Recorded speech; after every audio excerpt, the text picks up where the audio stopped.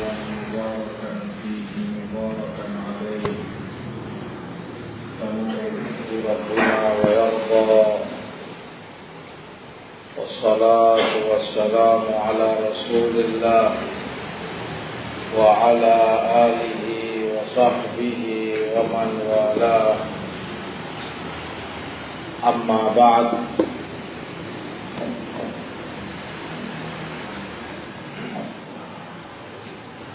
Ikhwati fillah rahimani wa rahimakumullah.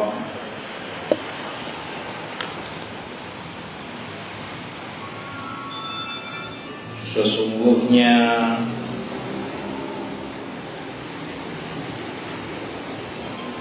qalbu setiap dari kita, bahkan qalbu pada setiap insan, sesuatu yang begitu seringnya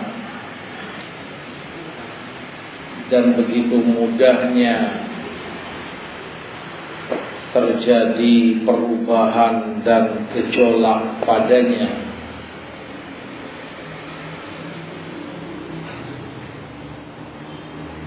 Qalbu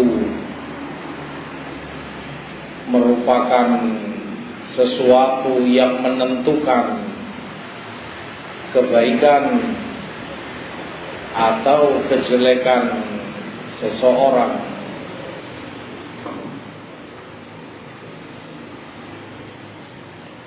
Sebagaimana Rasulullah sallallahu alaihi wasallam telah menyatakan tentang hal ini, ala inna fil jasadi mudghah idza saluhat saluhal jasadu kulluh wa idza fasadat fasadal jasadu kulluh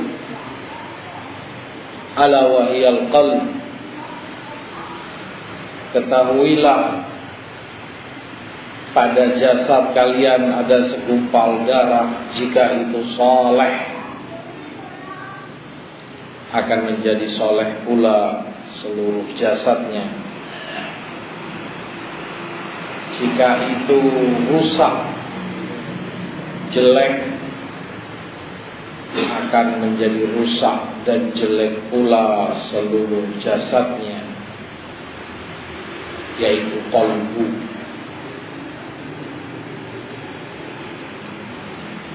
Qalbu menentukan keistiqomahan seseorang dalam imannya. Di dalam hadis pula Rasulullah alaihi salatu wassalam menyebutkan, innahu lan yastaqima imanu abdin hatta yastaqima qalbuh. Sungguh tidak akan istiqomah keimanan seorang hamba hingga istiqomah qalbunya. Keistiqomahan qalbu menentukan dan berpengaruh terhadap keistiqomahan imannya. Walan yastaqima qalbuhu hatta yastaqima lisanuh. Dan tidak akan istiqomah qalbunya hingga istiqomah lisannya.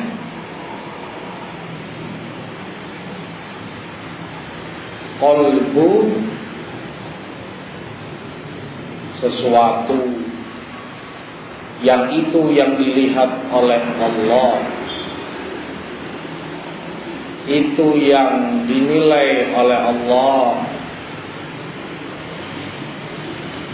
Sebagaimana Rasulullah SAW sebutkan pula, innallaha la yanzuru ila suwarikum wala ila ajsadikum walakin yanzuru ila qulubikum wa a'malikum.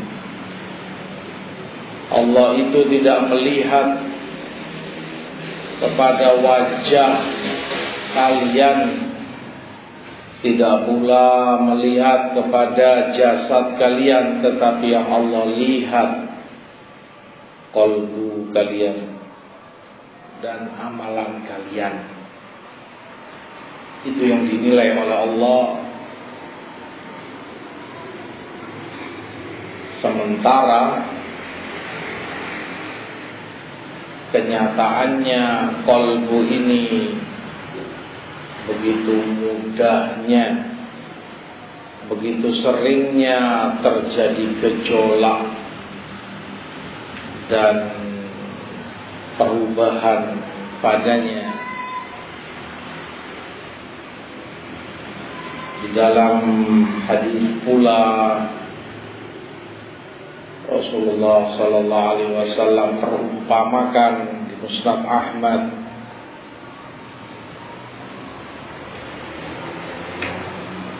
la qalbu ibni Adam ashaddu inqilaban minal ma' idza ijtama'a ghalya. Sungguh qalbu manusia ini, Bani Adam, lebih dahsyat gejolaknya dibanding air yang pada saat mendidih. Air jika dia mendidih, tentunya air itu tidak akan tenang, bergejolak, dikuali, tidak akan dia bisa tenang. Yang bawah ke atas, yang atas ke bawah, yang samping kanan ke kiri, riuh itu air dalam panci ketika mendidih. Itu air dengan ringannya dan dengan mudahnya kan dia bergejolak seperti itu. Qalbu lebih jauh, lebih dahsyat dari itu.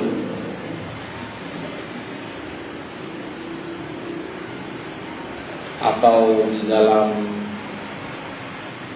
riwayat lain Rasulullah perumpamakan masalul qalb kamathalir rishah fi ardil falah yuqallibuhu ri dhahran li batn. Permisalan qalbu pada diri manusia itu seperti sehelai bulu di gurun pasir, dibolak-balikkan oleh tiupan angin. Kamu tahu bulu ayam kah, burung, sehelai, betapa ringannya, dan dia terletak berada di gurun pasir yang begitu luas dan begitu kencang anginnya. Rasul katakan bulu itu berbolak-balik, sebentar tengkurap, sebentar terbalik, dan berapa kali? Sering kali. Terus demikian dia bergulung-gulung, berjungkir balik, tertempa angin dengan ringannya, dengan gampangnya. Artinya kata Imam Ibnul Qayyim rahimahullah bahwa qalbu itu gak kenaan, gak bisaan. Sedikit sesuatu terjadi padanya akan berpengaruh besar. Qalbu itu pada diri manusia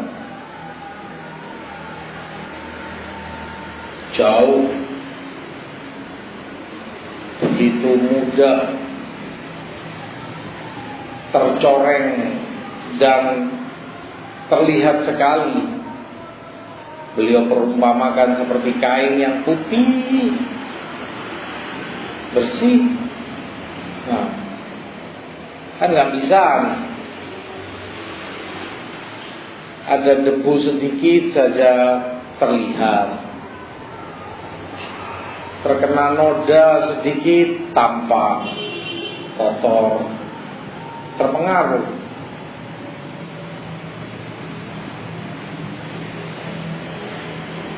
Maka begitu pula qalbu, sesuatu yang terjadi padanya berpengaruh. Sekejap walau sebentar, pandangan sekilas,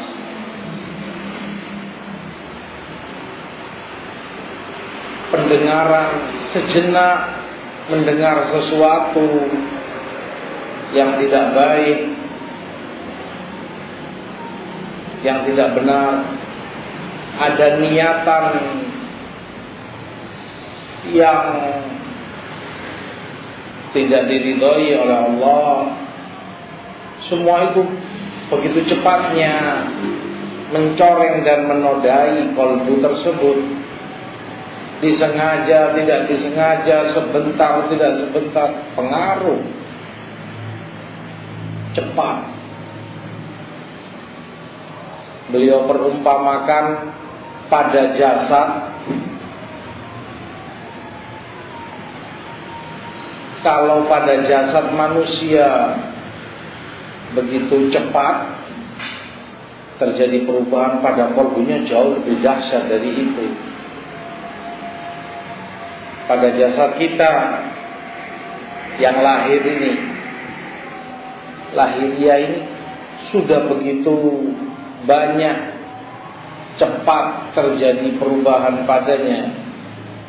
Sebentar orang dalam keadaan normal, sehat, walafiat. Sebentar, paling 10 menit, seperempat jam, hanya karena sebab yang sepele, kena angin sebentar misalnya, dia bisa demam, panas tinggi. Begitu panas memuncak, dia kasih obat misalnya atau apa, cepat juga turun lagi panasnya. Dan begitulah, sebentar orang kepanasan, sebentar dia kedinginan, dan semisal itu, sebentar dia lapar, sebentar dia kenyang. Itu pada lahiriah yang gampang terlihat. Pada kalbu kejadiannya jauh lebih dari itu.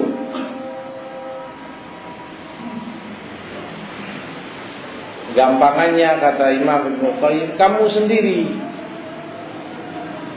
sesaat kamu senang, berbunga-bunga karena apalah sesuatu, misalnya dapat keuntungan besar atau apalah, gak berlangsung lama, 5 menit, 10 menit, kamu dengar sesuatu atau apa, terjadi sesuatu, kamu sedih yang luar biasa, cepat sekali perubahannya. Baru tadi senangnya minta ampun, sekejap mata berubah sedih yang luar biasa. Wah, kata manusia. Oleh sebab itu, ikhwani barakallahu fikum, keistiqomahan qalbu atau as-sabat, sabatul qulub, keteguhan itu, keteguhan qalbu, karena dia yang menjadi intisari, penentu dalam keistiqomahan dan sabat. Makanya Allah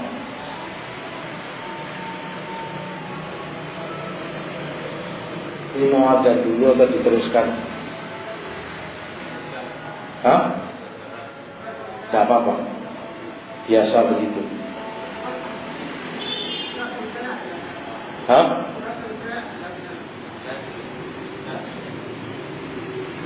Terserah antum bagaimana. Mau diskors azan lalu dilanjutkan atau bagaimana? Begitu.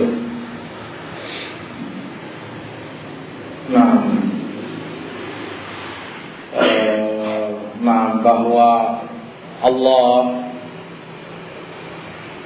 menyebutkan kenikmatan besar yang Ia berikan kepada kaum mukminin, sebagaimana dalam firman-Nya di surat Ibrahim, yuthabbitullahu alladhina amanu bil qawli tsabit fil hayatid dunya wa fil akhirah wa yudhillullahu adh-dhalimin wa yaf'alullahu ma yasha.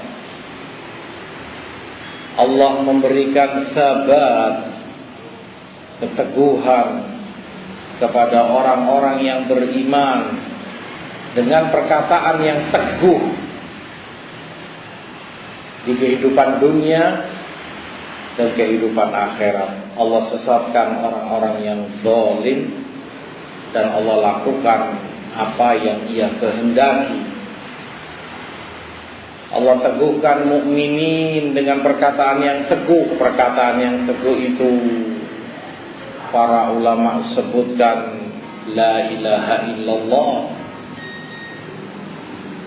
dengan tauhid, dengan akidah seseorang diteguhkan oleh Allah dalam agamanya.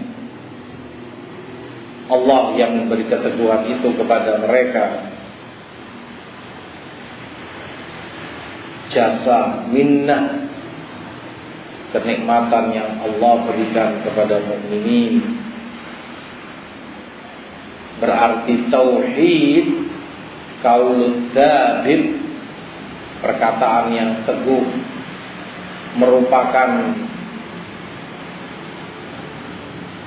ilmu yang dengannya seorang mukmin banyak terbantu untuk mendapatkan keteguhan qalbu. Ketika dia mempelajari tauhid rububiyah, ketika ia pelajari tauhid uluhiyah, ketika ia pelajari tauhid asma wa sifat, semakin teguh qalbunya. Semakin dia mengenal Allah Rabbnya, semakin dia tunduk beribadah kepadanya, semakin teguh qalbunya dengan tauhid. Karena itu qaul tsabit yang dengannya Allah meneguhkan kaum mukminin. Maka kewajiban setiap mukmin untuk selalu dekat dengan tauhid ini, terutama tauhid uluhiyah dan asma wa sifat. Dia akan semakin mengenal Allah dengan nama-nama dan sifat-sifat kesempurnaannya, nama dan sifat-sifat keagungannya. Semakin dia akan teguh, semakin kenal siapa Rabbnya.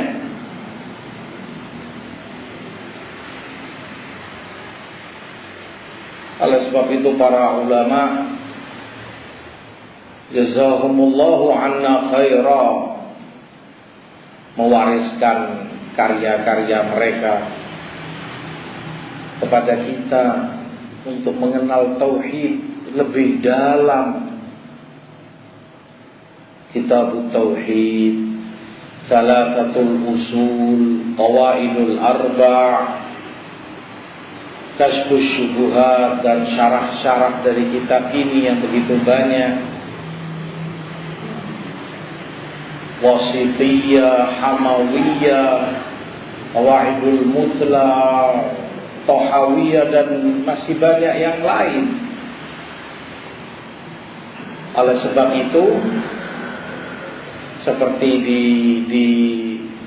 ditanyakan kepada Al-Imam Muhammad Ibn Sulaiman At-Tamimi rahimahullah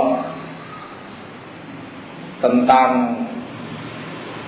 ucapan seseorang, adapun tauhid kita sudah paham.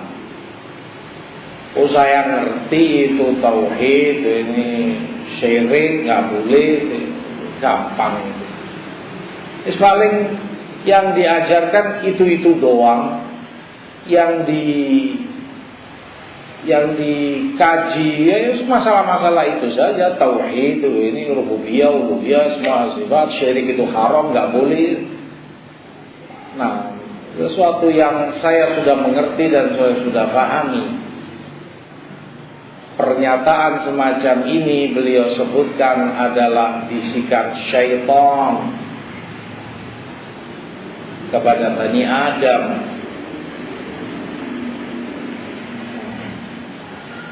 Karena memang pada kenyataannya siapa orangnya yang akan bisa selalu sempurna dalam tauhidnya, selalu terjaga, watak dia pelupa manusia, belum lagi kesibukan dia dalam dunianya, belum lagi fitnah dan godaan yang begitu banyak dan begitu dahsyat di luar sana menyelimuti dirinya.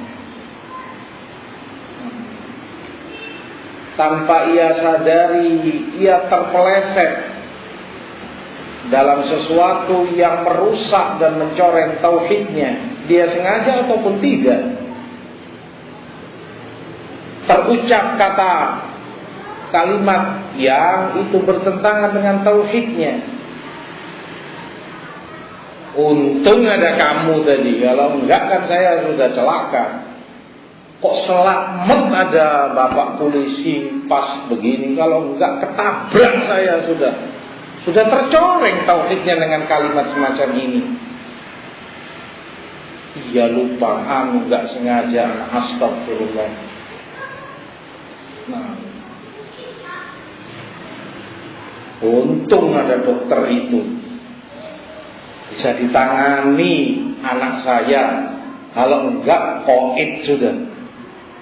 Tauhidnya tercoreng tanpa dia sadari dengan kata-kata semacam ini.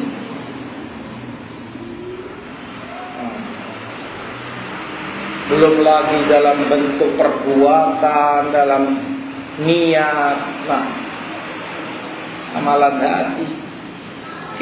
Dengan enaknya dia katakan tauhid, paham saya sudah mengerti. Bisikan syaitan. Orang perlu dekat selalu dengan tauhid.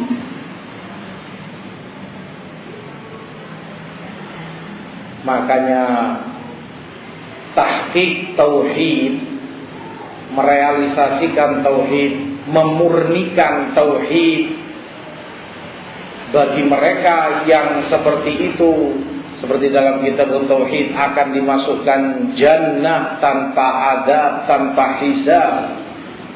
Dan bagaimana mungkin dia akan memurnikan dan menjaga tauhidnya kalau dia sendiri nggak tahu menahu tentang tauhid, kalau dia jauh dari tauhid? Bagaimana dia akan menjaga, bagaimana ia akan menyempurnakannya? Bagaimana dia akan memurnikan itu kalau dia sendiri meremehkan tauhid itu sendiri?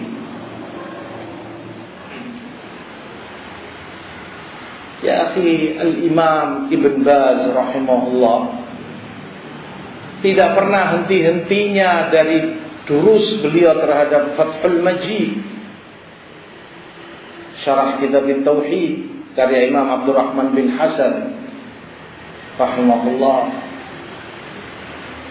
Dari awal kitab hingga akhir beliau syarah, habis, tamat, selesai, kembali dari bab awal beliau ulangi, hingga tamat, akhir, kembali dari bab awal, terus demikian. Entah berapa kali beliau khatamkan rahimahullah. Kemudian para ulama para masyayikh kita dalam daurah-daurah mereka, dalam durus majlis-majlis mereka, gak lepas dari kitab-kitab ini. Thalathatul Usul, Qawaidul Arba', Tauhid, Syubuhat, Ushulus Sittah, Fadlul Islam, dan yang semisalnya berputar di sini. Ada ulama-ulama besar. Di mana kita? Sejauh mana kita mempelajari kitab-kitab ini? Karena ini yang mengenalkan dan semakin menjaga tauhid kita. Berapa kali kita mengkajinya?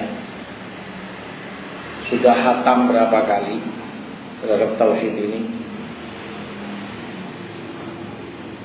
Murid Al-Imam Muhammad bin Sulaiman rahimahullah, penulis kitab tauhid,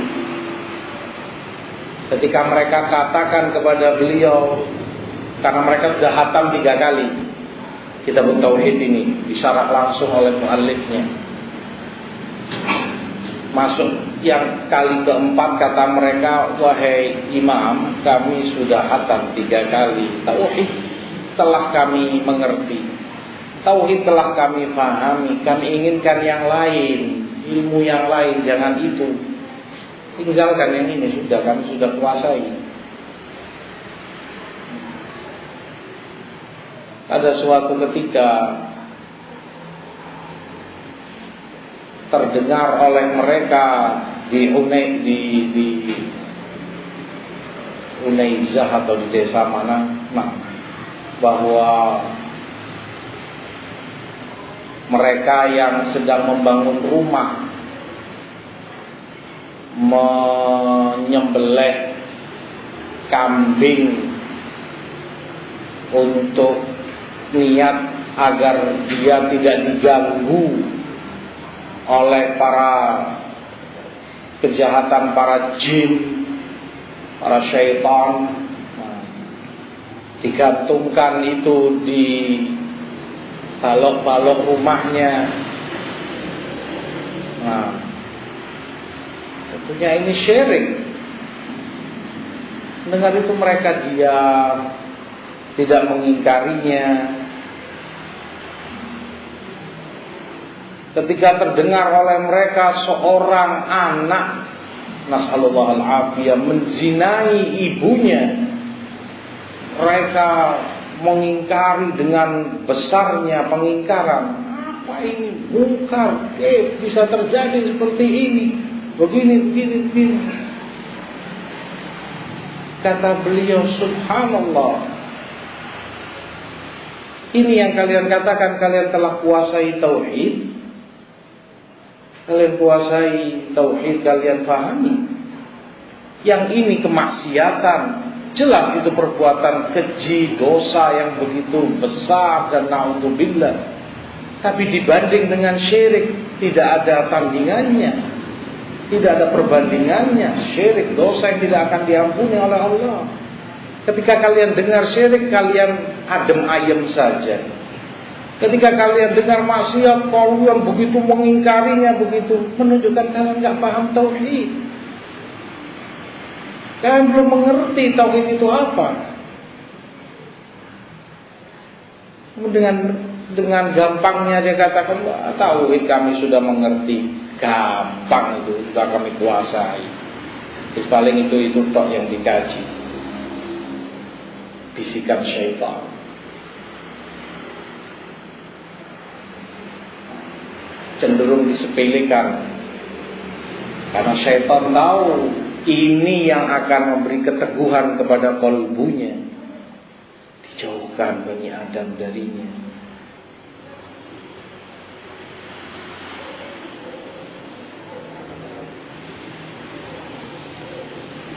Ikhwati fillah, rahimani wa rahimakumullah. Oleh sebab itu,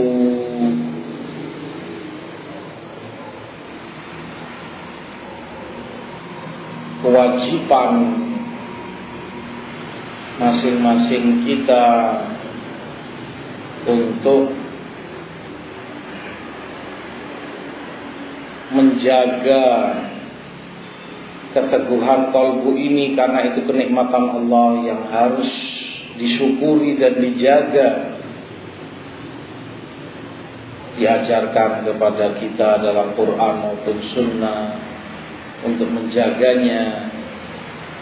Yang pertama, agar kita selalu dekat dengan Al-Quran,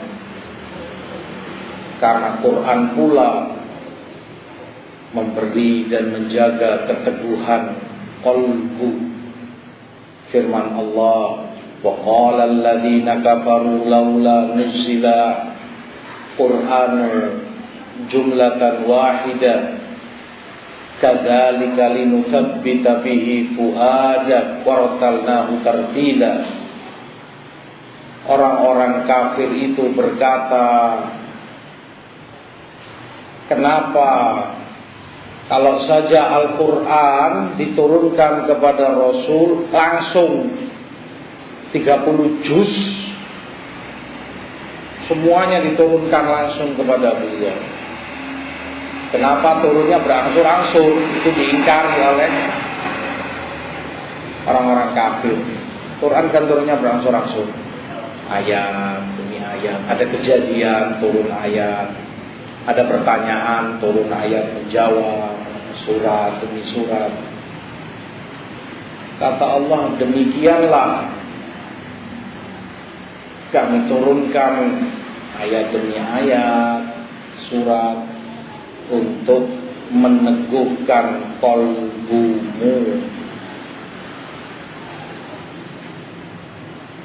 untuk meneguhkan qalbumu. Al-Quran dibaca dengan tadabbur, dipelajari tafsirnya. Perkara yang kedua, agar banyak-banyak seseorang itu berdoa kepada Allah. Apalagi di zaman yang banyak fitnah seperti ini, banyak syahwat, banyak syubhat, banyak yang menjadi korban, banyak yang semakin jauh dari agama Allah, tergoda dan terlalaikan. Orang yang dulu kamu tahu alal khair wa masya Allah, baik, gak lama 2, 3, setengah tahun, 6 bulan atau mungkin setahun, yakni ketemu lagi kamu terkejut-kejut, bukan fulan yang seperti aku kenal dulu. Doa kepada Allah, karena Dia yang berkuasa. Kata Ummu Salamah radhiyallahu taala anha, betapa seringnya aku mendengar Rasul sallallahu alaihi wasallam mengucapkan dalam doanya, Allahumma ya muqallibal qulub, tsabbit qalbi ala dinik.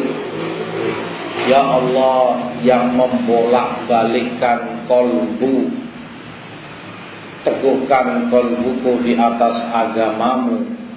Kata Ummu Salamah, ya Rasulullah, betapa seringnya aku dengar engkau ucapkan ini. Kenapa? Maka Rasul pun menjawab, ya Ummu Salamah,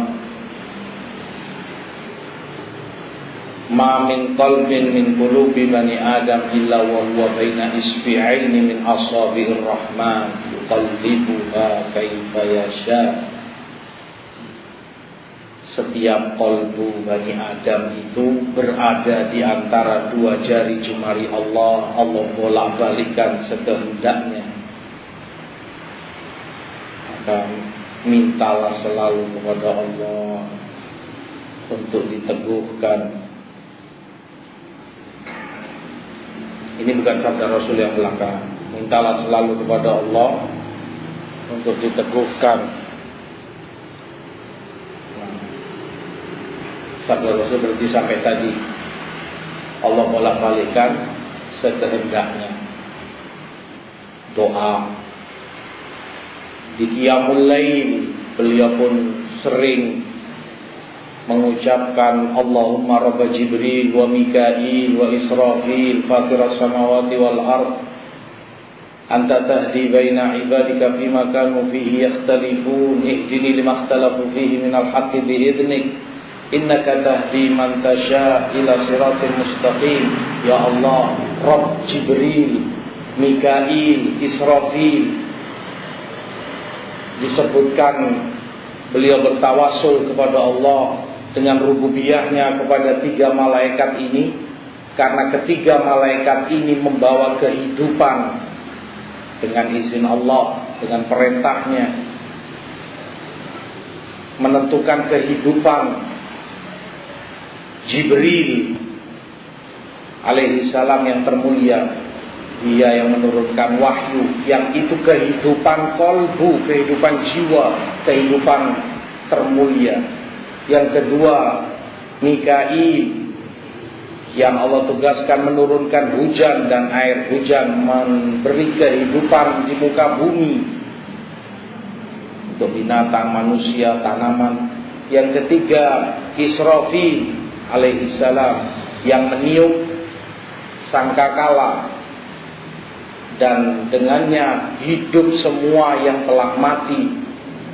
Ketiganya semua membawa kehidupan dengan perintah Allah.